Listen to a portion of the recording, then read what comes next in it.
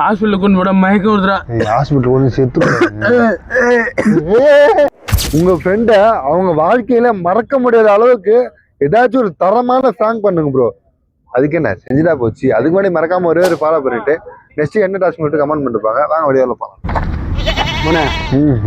என்ன சோகமாகற? இல்ல இருப்பாங்க ஜூஸுக்குறா. ஆனா வரேன். ஹை போறா. ஆடு தானா வந்து தலை குடுது. கறி போட்டுறலாம். வேணாம்டா. ஏய் உர்றா. வேணாம்டா. ஏய் கடிச்சுடா நானே உர்றா.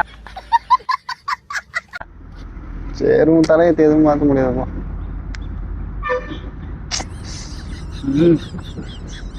சூப்பரா இருக்குடா. என்ன காவல பிச்சிக்குதா? அது மீன் மாடுது. சூப்பரா இருக்கு. ரெடியாவது ரெடி.